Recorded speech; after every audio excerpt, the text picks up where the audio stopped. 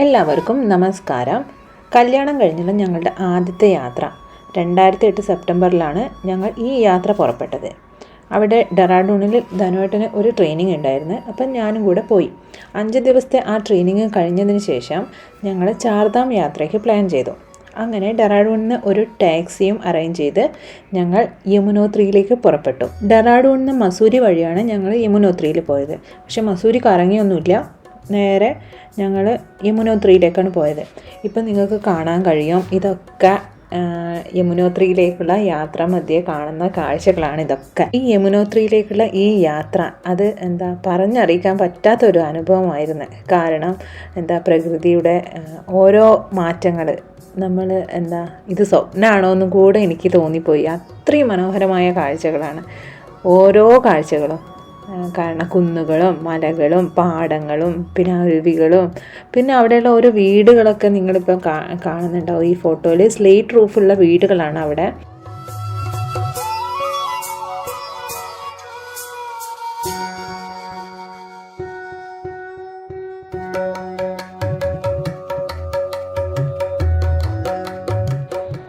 പോകുന്ന വഴി ഞങ്ങൾക്ക് കുറച്ച് മഴ കിട്ടി.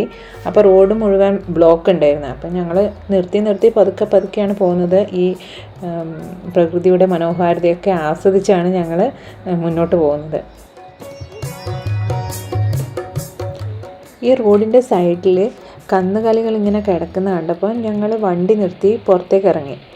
അപ്പോഴാണ് ശ്രദ്ധയിൽപ്പെട്ടത് അവിടെ കുറച്ച് ആൾക്കാർ താമസിക്കുന്നുണ്ട്. അതായത് താമസിക്കുന്നതെന്ന് പറഞ്ഞു കഴിഞ്ഞാൽ ഒരു വീടൊന്നുമല്ല, ഒരു ടെമ്പററി ഒരു അറേഞ്ച്മെൻറ്റ്. ഒരു 4 തൂണ്, അതിൻ്റെ മേലൊരു ഷീറ്റ്.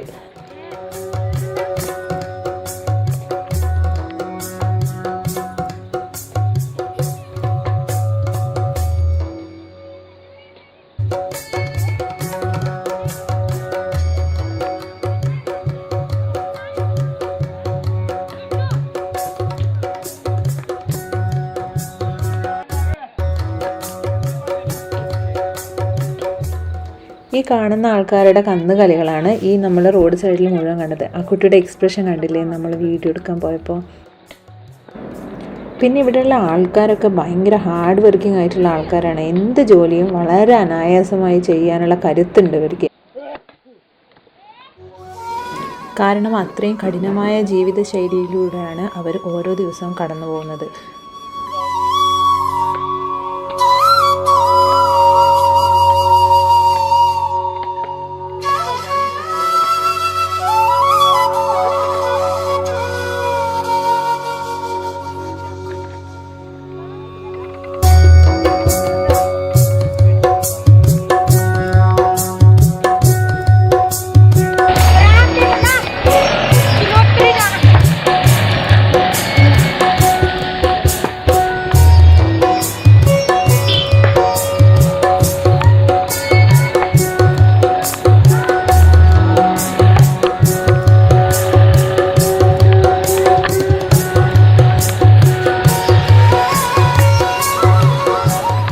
നമുക്ക് വഴിയിലുടനീളം കാണാൻ കഴിയുന്ന ഒരു കാഴ്ചയാണ് ഈ കന്നുകാലികളുമായിട്ട് ആൾക്കാരിങ്ങനെ പോകുന്ന ഒരു കാഴ്ച.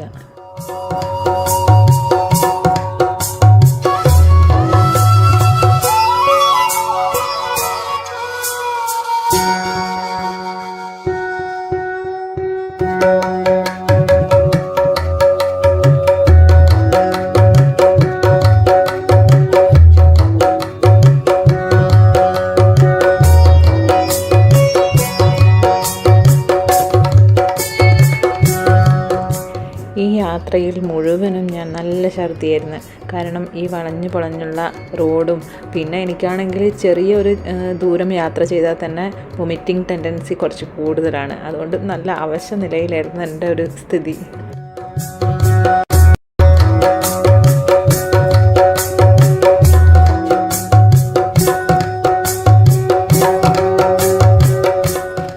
ഈ വഴിയിലുടനീളം നമുക്കിതാ ഇങ്ങനെ മണ്ണിടിഞ്ഞ് കിടക്കുന്ന റോഡായിരിക്കും നമുക്ക് കാണാൻ പറ്റുക. കാരണം ചില സമയങ്ങളിൽ മഴയായിരിക്കും, ചില സമയങ്ങളിലും ഫുള്ള് മഞ്ഞ് മൂടിയതായിരിക്കും. നമുക്ക് ഒരിക്കലും പ്രെഡിക്റ്റ് ചെയ്യാൻ പറ്റാത്തതാണ് ഈ ഹിമാലയൻ കാലാവസ്ഥ എന്ന് പറയുന്നത്. അതുകൊണ്ട് റോഡിൽ മുഴുവനും നല്ല ബ്ലോക്ക് ആയിരിക്കും. പിന്നെ ഈ ഇടയ്ക്കിടയ്ക്ക് ഈ മണ്ണിടിഞ്ഞ് പിന്നെ അത് JCB വന്ന് ക്ലിയർ ചെയ്ത് എന്നിട്ട് വേണം നമുക്ക് മുന്നോട്ട് യാത്ര പോകണമെങ്കിൽ.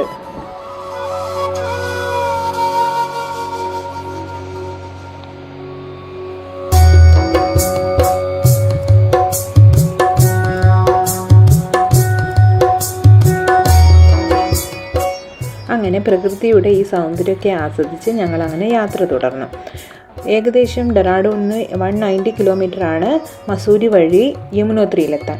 പക്ഷേ കുറച്ച് സമയം എടുക്കും, കാരണം റോഡ് മുഴുവൻ ബ്ലോക്കുകളാണ്. പിന്നെ ഈ മണ്ണിടിച്ചിൽ കാരണം അത് ക്ലിയർ ചെയ്തിട്ട് വേണം നമുക്ക് മുന്നോട്ടുള്ള യാത്ര തുടരാൻ. അങ്ങനെ വൈകുന്നേരം ആയപ്പോൾ ഹനുമാൻ ചെട്ടി എന്ന് പറഞ്ഞിട്ടുള്ള സ്ഥലത്തെത്തി. ഈ ഒരു യാത്ര അൺപ്ലാൻഡ് ആയതുകൊണ്ട് ഞങ്ങൾ ഹോട്ടൽസ് ഒന്നും ബുക്ക് ചെയ്തിരുന്നില്ല. അങ്ങനെ അവിടെ ചെന്ന് ഹോട്ടൽ അന്വേഷിച്ചു. അങ്ങനെ ഭാഗ്യത്തിന് ലാസ്റ്റ് ഒരു ഹോട്ടൽ കിട്ടി. ഇപ്പോൾ ഈ ചാർധാം യാത്രയുടെ സീസൺ ആയതുകൊണ്ട് ഏകദേശം എല്ലാ ഹോട്ടൽസും ബുക്ക്ഡ് ആയിരുന്നു. ആ ഹോട്ടൽ റൂമിലെത്തിയപ്പോഴുള്ള ഒരു കാഴ്ചയാണ് നിങ്ങൾ കാണുന്നത്. അവിടെ നിന്ന് നോക്കിക്കഴിഞ്ഞാൽ ഹിമാലയത്തിൻ്റെ അതിമനോഹരമായിട്ടുള്ള ഒരു കാഴ്ച നമുക്ക് കാണാൻ പറ്റും. നമ്മൾ ചിത്രങ്ങളിൽ മാത്രം കണ്ടിട്ടുള്ള ഒരു സുന്ദരമായിട്ടുള്ള ഒരു ദൃശ്യം. തികച്ചും നമ്മളെ മനം കുളിർക്കുന്ന ഒന്നായിരുന്നു. പിന്നെ മഴയുള്ളത് കൊണ്ട് തണുപ്പിൻ്റെ കാഠിന്യം വളരെ കൂടുതലായിരുന്നു. ഇത്രയും തണുപ്പ് എൻ്റെ ജീവിതത്തിൽ ആദ്യമായിട്ടാണ്. ഇത് ശരിക്കും നേരിട്ട് കാണേണ്ട ഒരു കാഴ്ചയാണ്. വലിയ 2 മലകൾ, എന്നിട്ട് അതിൻ്റെ ഇടയിലൂടെ മേഘങ്ങൾ ഇങ്ങനെ പോകുന്നു. പിന്നെ അതിൻ്റെ താഴെയിൽ ഒരു പുഴ ഇങ്ങനെ ഒഴുകുന്നു. വളരെ മനോഹരമായിട്ടുള്ളൊരു ദൃശ്യമാണത്. പിന്നെ വൈകുന്നേരം ഞങ്ങൾ ഒരു പുറത്തേക്ക് ഇറങ്ങി ഒരു ചായ കുടിച്ച് ഒരു ഹോട്ടലിൽ കയറി ഒന്ന് റെസ്റ്റ് ചെയ്തു. അടുത്ത ദിവസം ഞങ്ങൾ നേരത്തെ എഴുന്നേറ്റ് ഈ ഹനുമാൻ ചട്ടിയിൽ നിന്ന് ഒരു ജീപ്പ് സർവീസ് ഉണ്ട്. ട്രെക്കിംഗ് ചെയ്യുന്ന സ്ഥലം വരെ നമുക്ക് ഒരു ജീപ്പ് സർവീസ് ഉണ്ട്. അവിടെ വരെ ജീപ്പിൽ പോയി പിന്നെ അവിടെ നിന്ന് നമ്മൾ ട്രെക്കിംഗ് സ്റ്റാർട്ട് ചെയ്യണം. അവിടെ ഈ കോവർ കഴുതകളും പിന്നെ കുതിരയും പിന്നെ ആളുകൾ തന്നെ ചുമക്കുന്ന ഒരു സംവിധാനവും ഉണ്ട് നമുക്ക് യമുനോത്രിയിലെത്താൻ. അങ്ങനെ വളരെ അതികഠിനമായ യാത്ര, ശരിക്കും അഡ്വഞ്ചറസ് ട്രിപ്പ് എന്ന് തന്നെ പറയാം. അങ്ങനെ 2 കോവർ കഴുതകളുടെ മുകളിലിരുന്ന് ഞങ്ങൾ യാത്ര തുടങ്ങി. അപ്പോൾ യാത്ര ഇങ്ങനെ പോയിക്കൊണ്ടിരിക്കുമ്പോൾ അതാ കാണുന്നത് നമ്മുടെ മുന്നിൽ പാറകൾ ഇപ്പോൾ വീഴുന്നുള്ള മട്ടിലാണ് നിൽക്കുന്നത്. പിന്നെ ആണെങ്കിൽ ഒരു സൈഡിൽ വലിയൊരു മല, പിന്നെ മറ്റു സൈഡിലാണെങ്കിൽ ഒരു കൊക്ക, അതിൻ്റെ താഴിലൂടെ പുഴ ഒഴുകുന്നത്. ഈ കോവർ കഴുതകളുടെ കാലങ്ങാനും ഒന്ന് തെറ്റിക്കഴിഞ്ഞാൽ നമ്മളിതാ താഴെ കിടക്കും. അത്രയും പറയുക അഡ്വഞ്ചറസ് ആയിരുന്നു ഒരു ട്രിപ്പാണ്, ഒരു യാത്രയാണ്. അത് കുറച്ച് ദൂരം ഇങ്ങനെ പോയപ്പോൾ പിന്നെ മഴ ഒന്ന് കുറച്ച് കൂടി. ഞങ്ങളടുത്ത് കുടയൊന്നും ഉണ്ടായില്ല. ഒരു റെയിൻ കോട്ട് വാങ്ങി. ആ സൈഡിൽ ഇങ്ങനെ ചെറിയ ചെറിയ കടകളൊക്കെ ഉണ്ട്. അവിടെ നിന്ന് ഒരു റെയിൻ കോട്ട് വാങ്ങി അതിട്ട്. രാവിലെ തുടങ്ങിയ യാത്രയായതുകൊണ്ട് ഞങ്ങൾക്ക് ഭക്ഷണമൊന്നും കഴിക്കാൻ പറ്റിയില്ല. നല്ല വിശപ്പായിരുന്നു. അങ്ങനെ ഒരു കടയിൽ അടുത്ത് നിർത്തി. അപ്പോൾ അവിടെ ചോദിച്ചപ്പോൾ റൊട്ടി പൊറോട്ട ഒക്കെ ഉണ്ടെന്ന് പറഞ്ഞു. അപ്പോൾ പൊറോട്ട കിട്ടുമെന്ന് കേട്ടപ്പോൾ ഞാൻ ഭയങ്കരമായിട്ട് അത്ഭുതപ്പെട്ടു നോക്കി. അപ്പം ഞാൻ പൊറോട്ട ഓർഡർ ചെയ്തു. അത് 2 പൊറോട്ട ഓർഡർ ചെയ്തു. അപ്പം പൊറോട്ട കൊണ്ടുവന്നപ്പോഴാണ് മനസ്സിലായത് ഇവരുടെ പൊറോട്ട എന്താണെന്ന്. എനിക്കൊരു 2 കഷ്ണം മാത്രമേ വായിൽ വെക്കാൻ പറ്റുള്ളൂ. യാത്രയിലുള്ള ഏറ്റവും വലിയ കോമഡി ആയിരുന്നു അത്. എനിക്കറിയില്ലായിരുന്നു ഈ നോർത്ത് ഇന്ത്യൻ പൊറോട്ട എന്ന് പറഞ്ഞാൽ അതെന്താണെന്ന്. പിന്നെ ഈ കോവർ കഴുതുകൾ വരുന്ന ആ പരിധി കഴിഞ്ഞ് പിന്നെ കുറച്ച് ദൂരം നമ്മൾ നടക്കണം. അതും കുറേ പടികളൊക്കെ കയറാനുണ്ടായിരുന്നു, ഇറങ്ങാനും ഒക്കെ ഉണ്ടായിരുന്നു. പിന്നെ തണുപ്പ് കാരണം കുറച്ച് കഷ്ടപ്പെട്ടാണ് ഓരോ ചുവടും മുന്നോട്ട് വെച്ചത്. അങ്ങനെ ഞങ്ങൾ പ്രതിഷ്ഠയുടെ അരികിലെത്തി. അവിടെ കണ്ട കാഴ്ചയും വളരെ അത്ഭുതം നിറഞ്ഞതായിരുന്നു. കാരണം ഇത്രയും തണുത്ത സ്ഥലത്ത് ഒരു ചൂട് നീരുറവ, അതായത് തപ്തകുണ്ട് എന്നാണ് അതിനെ അറിയപ്പെടുന്നത്. ഇത് 2 ഉണ്ട്, സ്ത്രീകൾക്കും പുരുഷന്മാർക്കും. അവിടെ കുളി കഴിഞ്ഞതിന് ശേഷമാണ് നമ്മൾ ദേവിയെ തൊഴാൻ പോകുന്നത്. സൾഫറിൻ്റെ സാന്നിധ്യമാണ് ഈ ഉറവകൾ ഇങ്ങനെ ചൂടുവെള്ളം വരാൻ കാരണം എന്നാണ് സയൻറ്റിഫിക്കലി പ്രൂഫ് ചെയ്തത്. സൂര്യപുത്രിയാണ് യമുനാദേവി എന്നാണ് നമ്മുടെ ഐതിഹ്യത്തിൽ പറയുന്നത്. പിന്നെ മരണത്തിൻ്റെ ദേവൻ, അതായത് യമദേവൻ്റെ സഹോദരിയും കൂടിയാണ് യമുന എന്നാണ് അറിയപ്പെടുന്നത്. അതുകൊണ്ട് തന്നെ നമ്മൾ യമുന നദിയിൽ മുങ്ങിക്കുളിച്ച് കഴിഞ്ഞാൽ നമ്മൾ ചെയ്ത പാപങ്ങളിൽ നിന്നും മോക്ഷം കിട്ടുമെന്നും പിന്നെ പെയിൻഫുൾ ഡെത്തിൽ നിന്നും നമ്മളെ പ്രൊട്ടക്റ്റ് ചെയ്യുന്നതാണ് നമ്മളെ ഈ ഹിന്ദുക്കൾ വിശ്വസിച്ച് പോരുന്നത്. ഇവിടെയുള്ള വേറൊരു അത്ഭുതമാണ് സൂര്യകുണ്ട്.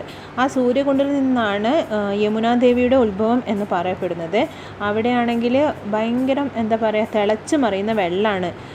എന്നിട്ട് പിന്നെ ഒരു തുണിയിൽ നമ്മൾ അരി പിന്നെ പൊട്ടറ്റോ അതൊക്കെ താഴ്ത്തി കഴിഞ്ഞാൽ അത് നിമിഷ നേരങ്ങൾ കൊണ്ട് അതൊക്കെ വെന്ത് ഇപ്പോൾ അരി വെന്ത് ചോറായിട്ട് വരും. അതാണ് ഇവിടെയുള്ള മെയിൻ പ്രസാദം എന്ന് പറയപ്പെടുന്നത്.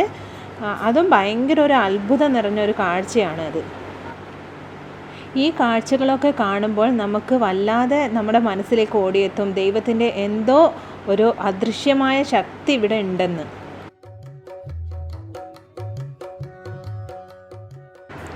ചാർധാം എന്നറിയപ്പെടുന്ന 4 പ്രധാന തീർത്ഥാടന കേന്ദ്രങ്ങളിൽ ഒന്നാണ് യമുനോത്രി. ഇവിടെയാണ് നമ്മൾ ചാർധാം യാത്ര സ്റ്റാർട്ട് ചെയ്യുമ്പോൾ ഫസ്റ്റ് നമ്മൾ യമുനോത്രിയാണ് സന്ദർശിക്കുന്നത്. ഇത് അക്ഷയ തൃതീയ നാളിലാണ് ഈ ക്ഷേത്രം വിശ്വാസികൾക്ക് തുറന്നു കൊടുക്കുന്നത്.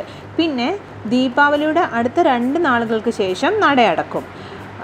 യമുനാ നദിയുടെ ഉത്ഭവസ്ഥാനമായിട്ടാണ് യമുനോത്രി അറിയപ്പെടുന്നത്. ഇത് ഉത്തരാഖണ്ഡിലെ ഉത്തരകാശി ജില്ലയിലാണ് ഈ ക്ഷേത്രം സ്ഥിതി ചെയ്യുന്നത്. 19-ാം നൂറ്റാണ്ടിൽ ജയ്പൂർ മഹാറാണിയായ ഗുലേരിയാണ് ഈ ക്ഷേത്രം പണി കഴിപ്പിച്ചതെന്നാണ് അറിയപ്പെടുന്നത്. പിന്നെ ഈ ചാർധാം യാത്ര കൊണ്ടുവന്നത് നമ്മുടെ ശ്രീ ശങ്കരാചാര്യരാണ്. 14 വർഷം മുമ്പേയുള്ള യമുനോത്രിയുടെ കാഴ്ചകളാണ് ഞാൻ നിങ്ങൾക്ക് ഇപ്പോൾ കാണിച്ചു തന്നത്. ഇന്നിപ്പോൾ വളരെ മാറ്റങ്ങൾ സംഭവിച്ചിട്ടുണ്ടാകും. അങ്ങനെ യമുനാ ദേവിയുടെ അനുഗ്രഹം വാങ്ങി അവിടെ നിന്ന് കുറേ അത്ഭുതങ്ങളൊക്കെ കണ്ട് ഞങ്ങൾ തിരിച്ച് യാത്ര തുടർന്നു. അങ്ങനെ യമുനോത്രിയുടെ വിശേഷങ്ങൾ ഞാൻ ഇവിടെ അവസാനിപ്പിക്കുകയാണ്. നന്ദി, നമസ്കാരം.